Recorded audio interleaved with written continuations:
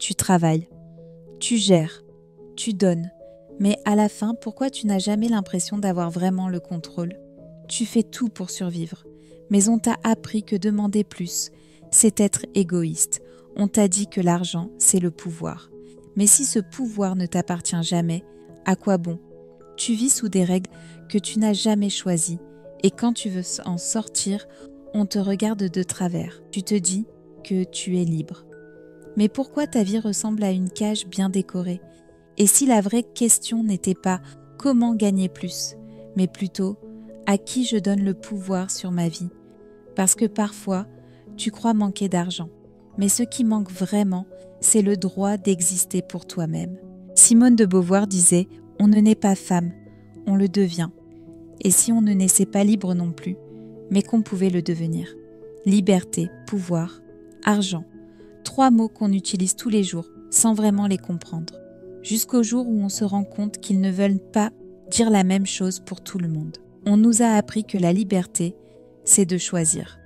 Mais si tous les choix sont dictés par la peur, est-ce encore de la liberté ?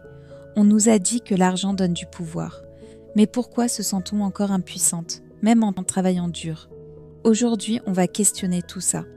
Pas pour démolir, mais pour reconstruire autrement, avec clarté, avec conscience. Avant d'aller plus loin, je t'invite à faire 3 choses simples. Abonne-toi à la chaîne pour ne rien rater. Mets un petit j'aime si ce sujet résonne en toi. Et dis-moi en commentaire. Tu regardes cette vidéo depuis quelle ville, quel pays ? C'est le moment de parler vrai. Tu es prête ? Alors on y va. On dit que l'argent, c'est le nerf de la guerre. Mais pour beaucoup de femmes, c'est aussi le cœur du silence. Tu veux t'offrir une pause ? Tu culpabilises. Tu veux investir en toi ? Tu doutes de ta valeur. Tu gagnes ton argent, mais tu demandes encore la permission pour l'utiliser. C'est comme si ton compte bancaire appartenait à tout le monde, sauf à toi, à tes enfants, à ton partenaire, à la famille, à la société. Et le plus troublant, tu ne sais même plus si c'est toi qui choisis ou si tu répètes ce qu'on t'a appris. Simone de Beauvoir nous a prévenus. On devient femme par les rôles, les regards, les attentes. Et souvent, par les sacrifices qu'on nous glorifie. Mais qu'en est-il de devenir libre ? Libérée du besoin de plaire. Libérée du rôle de sauveuse. Libérée de cette idée que l'argent, c'est sale ou égoïste.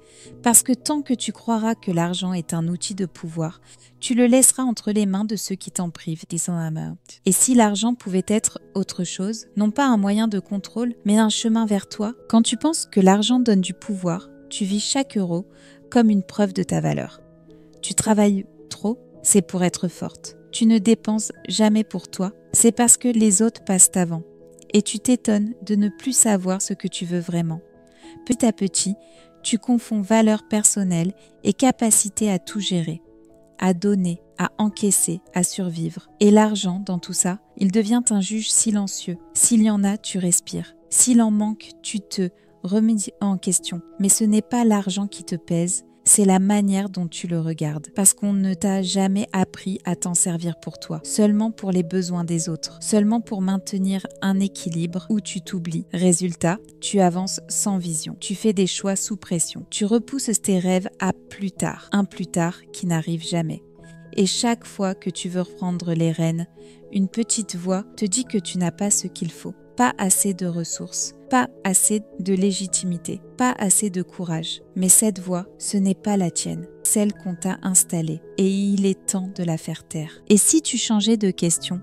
Au lieu de te demander combien je gagne, commence par qu'est-ce que je choisis de nourrir avec mon argent ? Parce que chaque euro dépensé est une graine. Tu peux continuer à semer dans un terrain sec, où tu peux commencer à arroser ce qui te fait vraiment du bien. Un carnet, une pause, un petit déjeuner seul, un rendez-vous avec toi-même. Ça n'a pas besoin de coûter cher, mais ça doit avoir du sens. La liberté ne commence pas avec un gros salaire. Elle commence avec une intention claire. Aujourd'hui, tu peux décider de récupérer un symbole, un billet, une pièce, un virement et le consacrer à toi. Pas pour prouver que tu peux, mais pour te rappeler que tu as le droit d'exister, le droit de respirer, le droit de choisir ta vie, même dans les détails. Tu verras, ce geste simple change tout, parce qu'il te reconnecte à ton pouvoir, pas celui qu'on t'a vendu, celui que tu n'as jamais vraiment perdu. Tu n'as pas besoin de révolutionner ta vie en une nuit, mais tu as besoin de t'arrêter, de respirer